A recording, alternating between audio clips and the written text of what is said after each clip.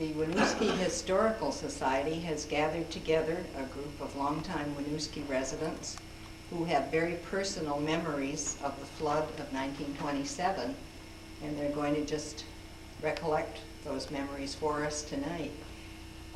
First of all, we lead off with Morris and Leona Paquette. No.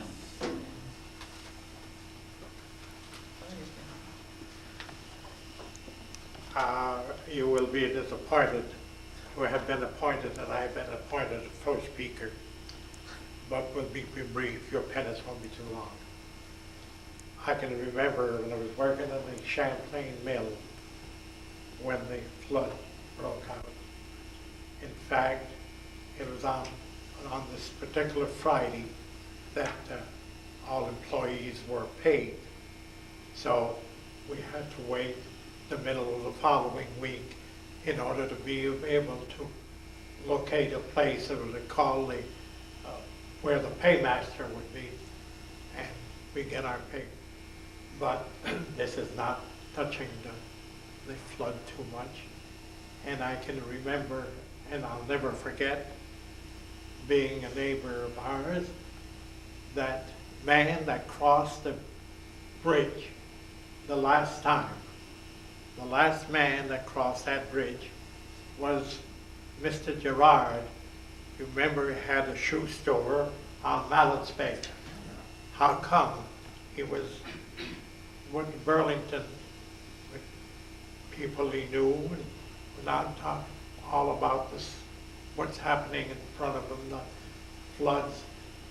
So then when he crossed, we went to a little drugstore up in the fruit store on the corner, and there was 2 stories, and we walked up, and there was a balcony, and we stood there, but Mr. Gerard was crossing the bridge and looking at cows and everything coming down from somewhere else. And all of a sudden, last time we saw the bridge went up, and naturally, Mr. Gerard was saved, had already made, but he could have the reputation of being the last man that crossed that bridge. There, after that, naturally, we were without work, floods in the American Woman, and a lot of repairs had to be done. So my brother and I, Leonard, if anybody knows, older than me, we went Mr. Seymour. Oh, Mr. Seymour had the job of cleaning the mill across the bridge, what we used to be the cotton mill. And that was full of mud and everything. And my brother and I, we went there, we worked a good couple of weeks of cleaning, scraping. It's more than I can do today. But we really, and then naturally there was no bridge, and we had a boat. We had to cross us from the cotton mill shore up to the Champlain mill, and then there was a little hill. Further, a little later, they put a pontoon there, and so then we had our dinner at my brother's wife's grandmother at Ross, so we didn't have to come home for dinner. And now this is about as much as I can interest you, and I'll lease my please. And I'd like to ask the photographer not to ask too much for the pictures. There was a lot. Thank you. Sit down. I was going to say shut up, but you only said Does Mrs. Paquette have anything to say? Well, I remember that I was going to St. Louis Convent at the time, and the nuns let us out early so we could go home. But instead of going home, we went down Main Street because we thought the bridge would be going down, and on the way down we heard this terrible noise, and that's when the bridge went down. They wouldn't let us go too far down. We had to turn at where the FW is today. They made us go home. They wouldn't let us down. And to go to Burlington, we had to take the bus. They had pontoon bridge. Then we had to walk across on the pontoon bridge, and the bus would go without the passengers. Then he'd pick us up on the other side.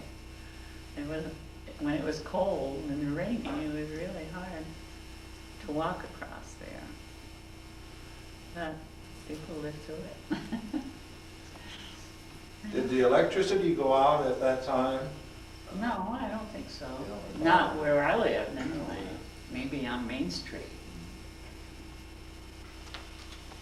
Did you feel as if the whole state of Vermont was affected by the flood? Oh, it was very depressing, that rain all the time. It really was depressing.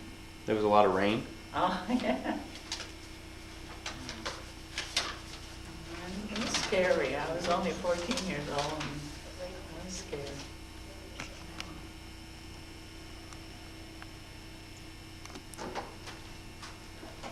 What's the next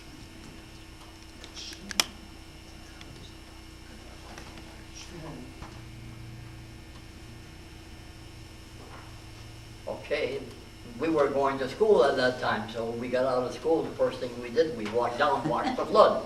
We didn't go directly home, you know, because we were interested, but they allowed us only to go so far. And oh boy, I wanted to get closer all the time. And my brother Ed, I knew was there because he had cut the electric wires, and he had just crossed the bridge. And because they had the trolley, and they had to cut the trolley wires. And I remember him crossing the bridge, and there was water on the bridge. He said, hey, he's going to go. But I was watching, pretty soon the barn came down and hit the bridge, down it went. And that was about it. And a lot of water went through that. And the mill it was a mess, I know. But that's as far as I know about the flood. That was your brother Ed Matt Yes. Raymond who crossed the bridge and cut Yes. the trolley. Yeah, yes, he had to go cut the wires on the riverside side because the others had filled or something, and they didn't have to because they broke. But on the riverside side, he had to cut the wires.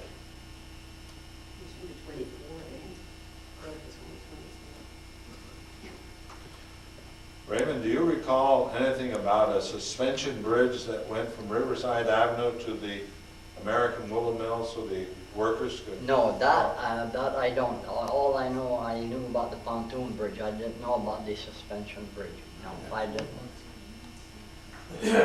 That's been mentioned around, and we've had a few people say they did remember it, but we've never been able to find a picture of it.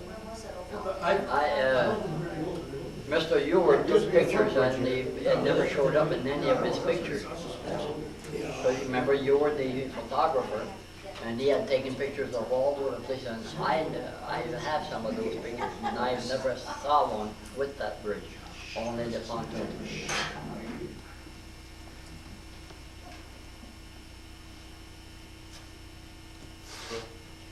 My name is Laura DeForge, and during the flood of 1927, I lived in the town of Colchester, up near St. Michael's College, and I lived partway down in a house partway down the Limekiln Hill, and it overlooked the Limekiln and the river. And when the flood came, I stayed glued to the window to watch everything that was going on, and I saw people, the farm next door, people trying to rescue the livestock, because there was many that perished in that flood, and there were all kinds of buildings coming down the river. In fact, there was one house that came down, and they went out in boats and to dynamite that house so it wouldn't take down the Limekiln Bridge. But the Limekiln Bridge sustained quite a bad crack, and it was condemned, and no one could cross the Limekiln Bridge.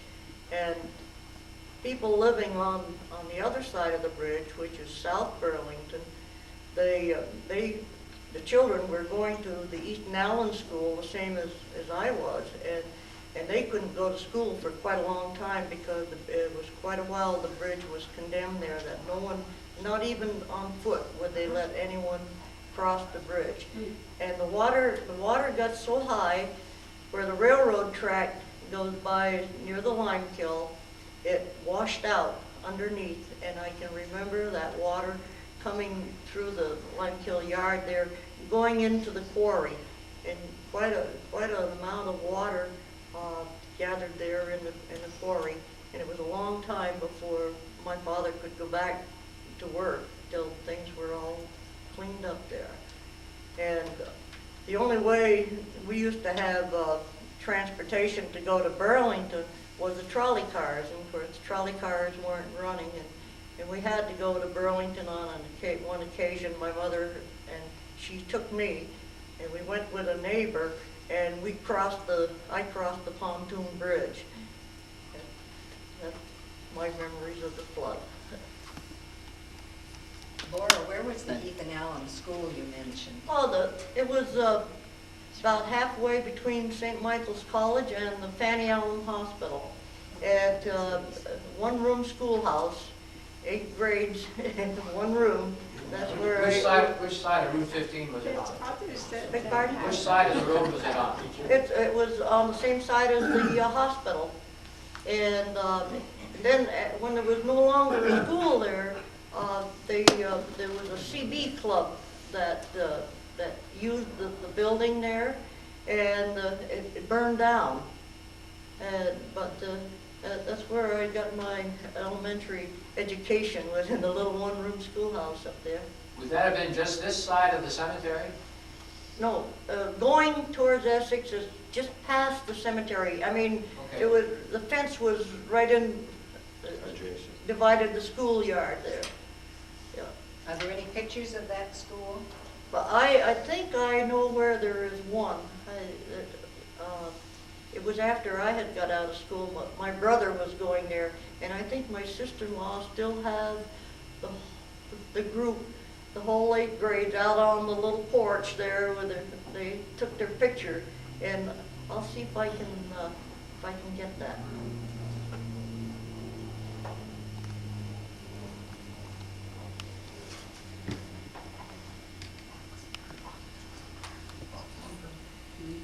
I'm Alice Allard. My maiden name was Lesage, and at the time of the flood in 1927, I was 12 years old, and my father owned a little market on West Street, which gave us the vision of the railroad bridge that crossed the river by the pasture, which we called Graves Pasture. And since it was November, we had a clear view of the bridge, and we heard a big noise. I believe it was about just before noontime, and we looked out and we saw half of the railroad bridge go down into the river. It was quite an experience, and we were frightened beyond words. Being young, and every time afterwards, when we'd have a rainstorm, we always thought that of the flood. We'd always be afraid that it would be something that, and I believe that a lot of people were worried about the dam, that they were wondering if at Waterbury, if that dam didn't hold, we would have been flooded. And being, living in the flats, as we called it, we were scared, I can tell you that. And we had, I remember that the people were trying to get things for lighting because the electricity went off. And we had a supply of lamps and wicks and kerosene, but we sold everything out because people did need those supplies.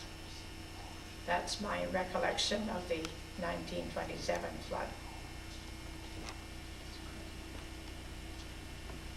One of the things that so many people were out of work at that time that had worked in the mill, they had to do a lot of cleanup. It was a great loss of income for the residents. I'm sure that your store had to carry a lot of people for long periods of time. Yes, we certainly did.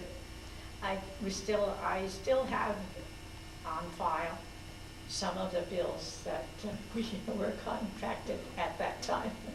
We never bothered to collect most of them because people had no money and wages were small, you know, at that time even, and they weren't always working. They'd have long periods of, there was no unemployment compensation at the time.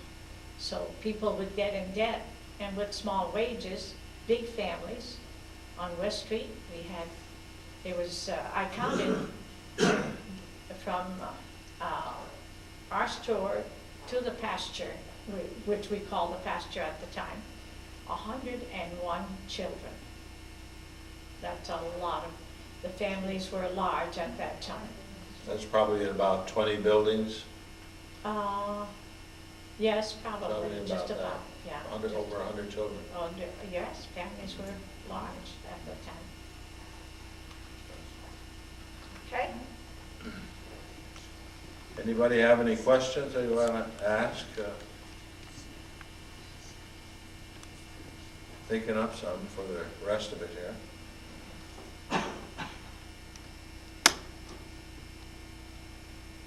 Fitzgerald, my father was, I was not present at the flood, by the way, but my father wrote a letter to his brother, and just want to comment, actually it was a picture postcard of one of the mill buildings that were flooded out. And in this postcard, he mentioned some of the things that Laura DeForge had just mentioned previously about all the debris and the animals that came down the river. And he mentions here that there was 10 inches of rain that fell in 36 hours. That would amount to about 90 inches of snow. Waterbury and Montpelier got hit awful hard. The Dupree boys' farm had heavy losses. Some of the Dupree family had been staying with them for the past 10 days. At their farm, they lost 86 cows, their best team of horses, 350 tons of hay, 2,000 bushels of oats, and all their pigs and potatoes. The American Red Cross is doing a wonderful job. They will not allow anyone to pass on the highways unless they have some reason. It will be many years before Vermont is rebuilt. That summarizes what happened on the farms as to, and I'm sure it happened all along the Winooski River when this flood did occur, and it tells about the amount of rainfall that happened over a 3-day period of time. I'd like to introduce Shuffy Tamer, who's going to talk to you a little bit about some of his memories. Shuffy? My memory is that we were all on Canal Street. They had it roped off. We were all waiting for the bridge to go out. Some barns or wood would hit the bridge, and boom, boy, we're all, as there it goes. And finally it went. Well, I think everybody cheered. They were so scared they didn't know what to do.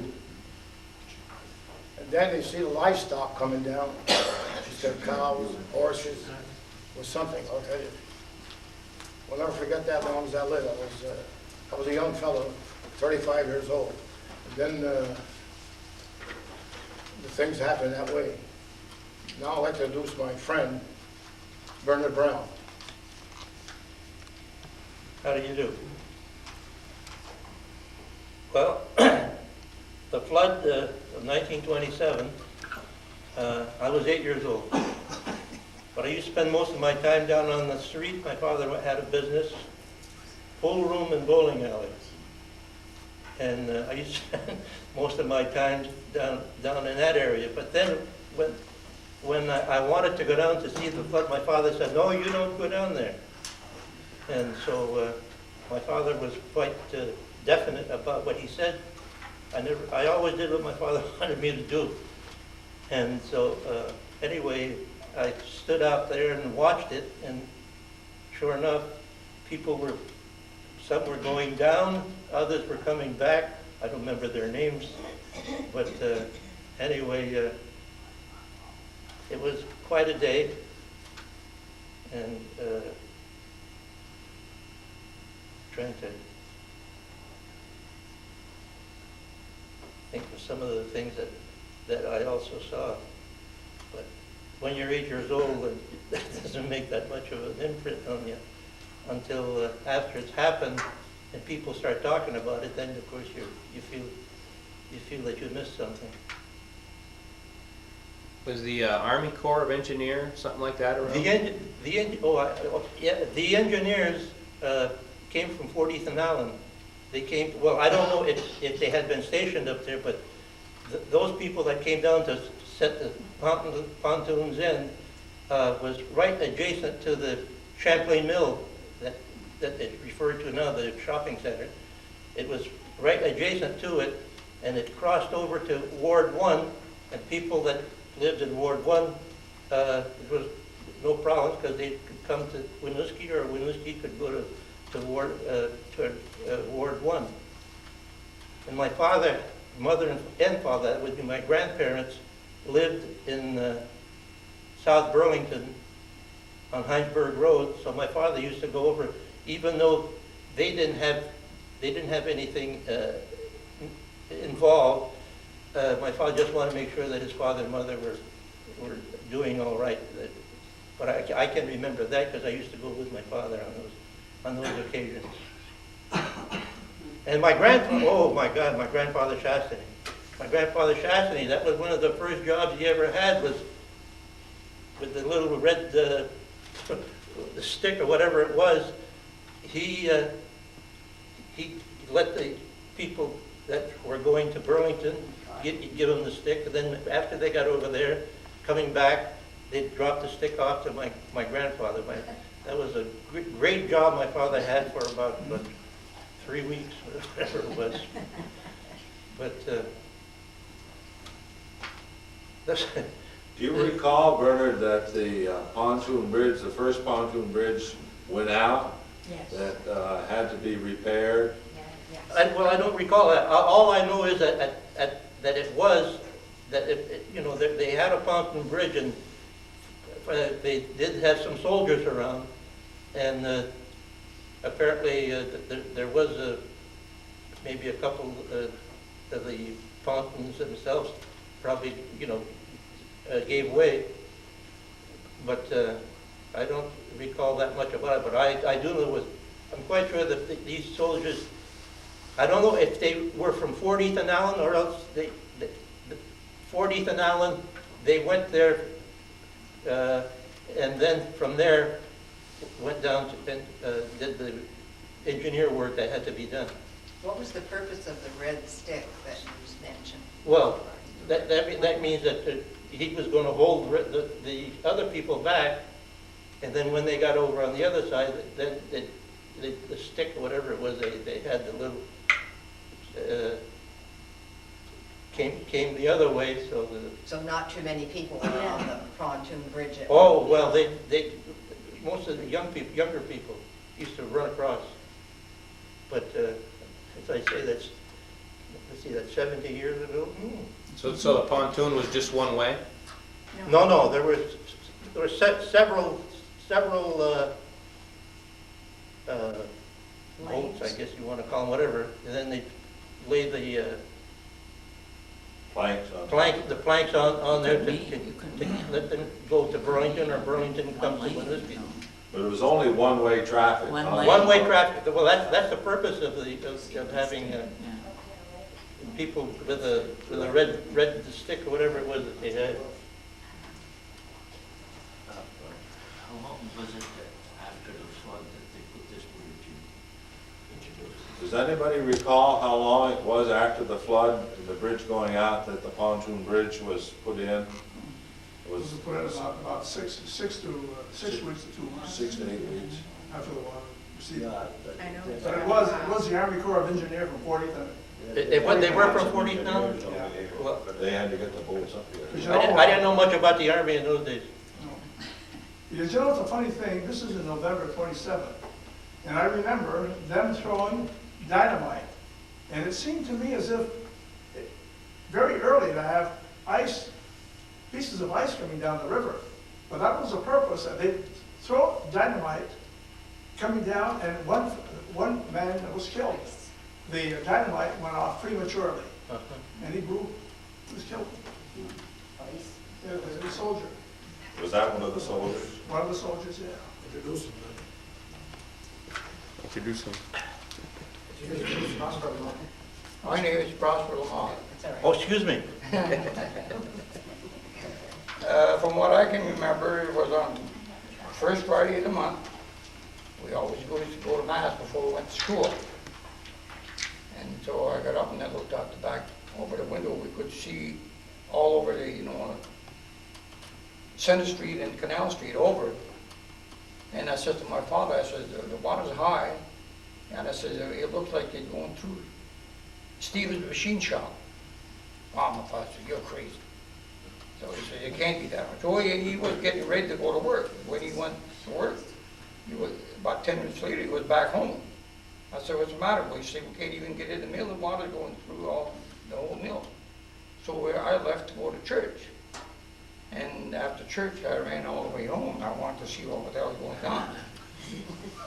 So I had my breakfast and grabbed my books, and I went and stood on the bridge itself. And the water was probably about 4 feet from the bridge then. So we had to go to school. So we went to school, but like some of the others said that their classes went out, they went out, let the children out early. Our class, we still had to stay till 3 o'clock. So I ran all the way down, but by the time I got down there, the bridge was already gone. And after that, well, we were never, all our children, we were never allowed to go very far from home. So that's why I never explored the area too much. But sometimes we were able to skip out and see a few things around. But as far as the pontoon, I understand that the first pontoon, that the reason why they lost some of the boats is because some of the boats were anchored. They had a strong cable right straight across, but some of the boats were anchored. So when the high water came and the ice coming down, they just submerged. And then the other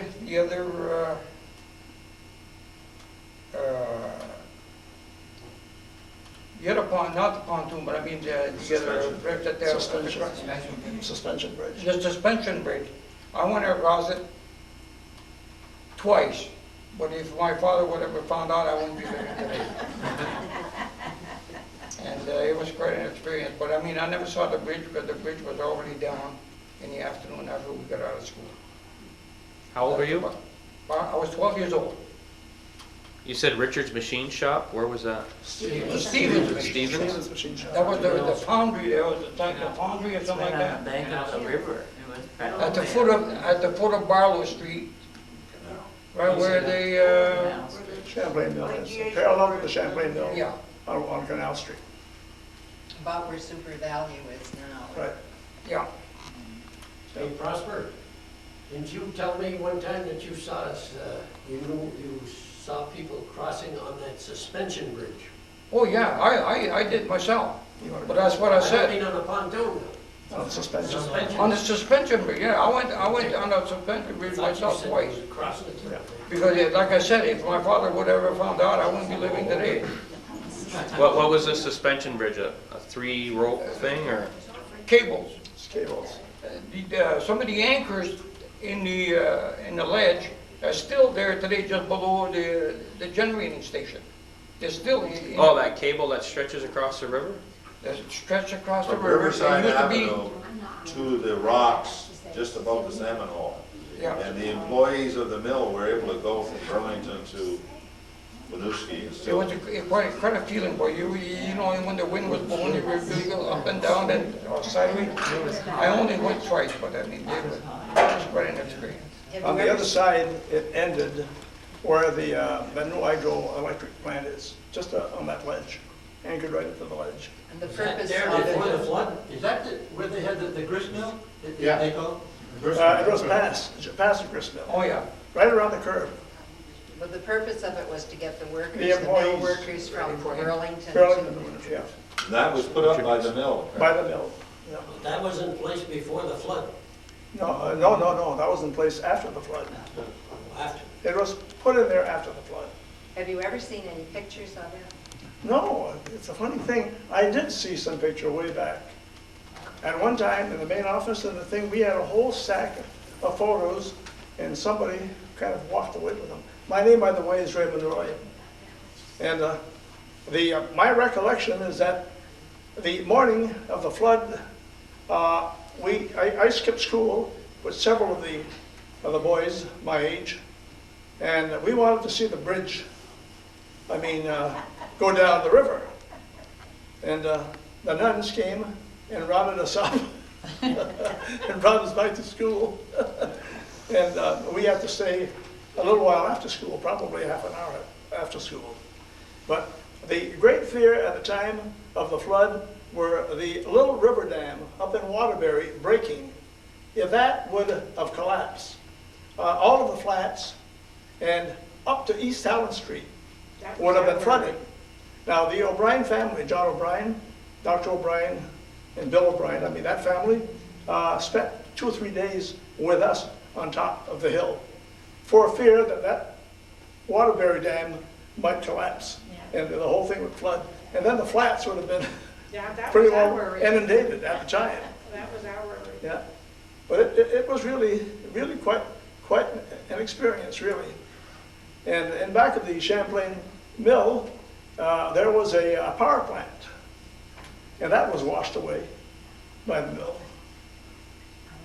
Well, that's about as far as I can tell you. I did go over the pontoon bridge, by the way, with my father in his truck, because he had customers that lived across the, yep. Anybody else? So how old were you when that happened? About 10, 11. 10, 11? Yeah. Lived a long time. Well, my sister Cecilia. You can still Oh. see the hooks or whatever you call them on the west side of the Champlain Mill that held the No. cables for the pontoon bridge. No, those held, okay. This is my sister Cecile built there. Go ahead, Cecile, tell them all about it. No. Those cables. I was then Cecile Roy and was attending Burlington Business College at that time. And Russell Nickett was also there. Of course, he had a car. So we would travel together because we couldn't cross. No. You know. Oh, what else is there to say, actually? Did you travel on the pontoon? You used to cross on that. You drive across every day? We would, as I remember, we used to have to go around Mallett's Bay to come home. From Burlington, we'd go around Mallett's Bay. But to go to Burlington, you crossed on the pontoon? Well, we must have gone by car too until the pontoon was put up. Just have a very faint memory. Did you ever go by Limekiln Bridge? Yeah. I don't recall that we did. Yes, my father, I remember that. To my I go to there. You came home by the way to Burlington. Yeah, we'd come by Mallett's Bay, as I remember. But then we probably crossed the pontoon and took the bus, you know, on the other side. I don't remember I remember who crossing the traveled pontoon, with us. but, There were a few other people. Here is Mr. Bernard Quinville.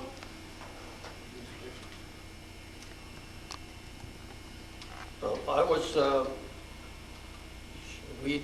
my family had come from Canada in 1923, so in here, my dad was operating the farm of Ernest Perzo up on the north side of Sunderland Hollow. And I was 6 years old, so I don't remember very little. But my mother was on her deathbed at that time. And I do remember one time coming into Winooski and crossing the pontoon bridge. When we got to the Burlington side, the car stalled. We rolled back and it was kind of scary whether we were going to get stopped. I remember hearing the squeaking of the brakes. But we did get stopped and we did get across onto the Burlington side to go to the hospital, I guess. And I don't remember if my mother was with us in the car or not, but she died in January. So it must have been that same, in January that I remember crossing that pontoon bridge. Do you recall how long the pontoon bridge was there? No, like I say, we were strangers around here, and I don't think I came to Vermont, to Winooski, only that one time. But it was a couple of years before they made the next bridge. 1928. 28. It was there quite a while, quite a few months. And I questioned, of course, my older brothers, they didn't stay in the area very long after my dad got off that farm. And he got off shortly after the flood. And, but I questioned my sister. She was only about, 10, 12. If our dad ever said something about down around the Blue Bridge here. This Perzo guy that my father was working for, he owned a couple of other farms, and one of them was that one that's still down there in, near the Blue Bridge here in Burlington, on the Burlington side. And I never heard him tell me anything about what was going on in that area, but I understand that that was all flooded, and that's where all the dead animals and the houses, that's where they all wound up in that area. But I never heard anything said about it from my father anyway. And my sister neither. She doesn't recall my dad ever saying anything about it. That's about it. Now my friend here is going to, Russell, Rainey, Russell. My name is Rainey Roussel, I'm an Irishman. And, I remember the flood. I was only 7 years old at the time. I was going in the second grade, and I lived in Albert. We lived on a crossroad about halfway between Isle of Mont and Albert Village, and I had been to school 1 year before the flood. And when the flood came, my father had died in July, and this was in November. He died from an automobile accident. And we were going to buy a farm in Albert just outside the village. And when you go through Albert Village, there's a big stone house there. And that's where we lived. We lived on this farm for, I don't know, 6, 7 years. And this was my second year of school. And my mother didn't want us to start school in this little school on the road where we lived. She wanted us to start into the village because we were going to move eventually in the village. So we used to walk. It was probably 2.5, 3 miles. We walked from our house into Albert Village to the grammar school there. And of course, the island was isolated because the bridges were all out. And in order for us to get to school, the road, what they call this, the road from Albert Village to Isle of Mont, that was flooded. It was probably 6, 8 feet of water. And we used to walk in the field.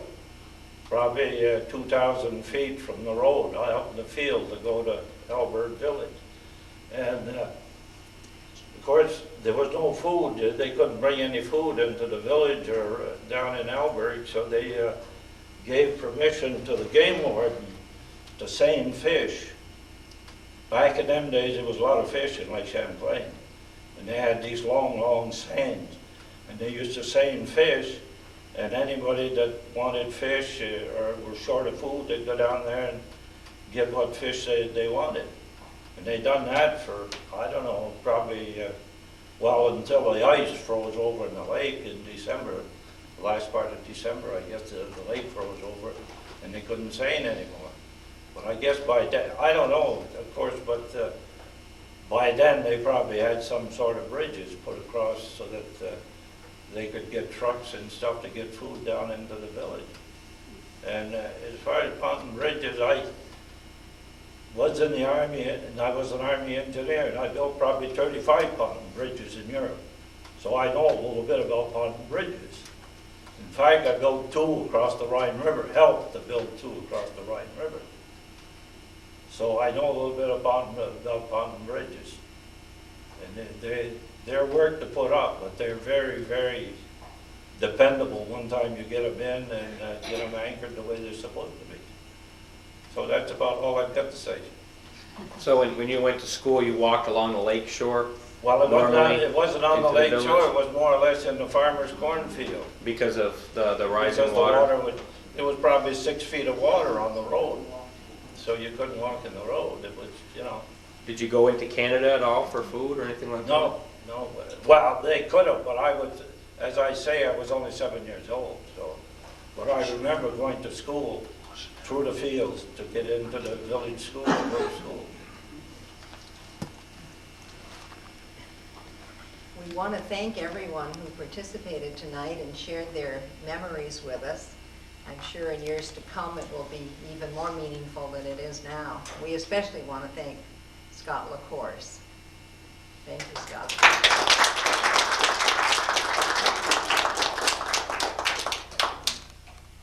Oh, Doctor, the pontoon bridge is on quite a while because that soldier that was killed throwing dynamite. And ice floes coming down, so that had to be in December. That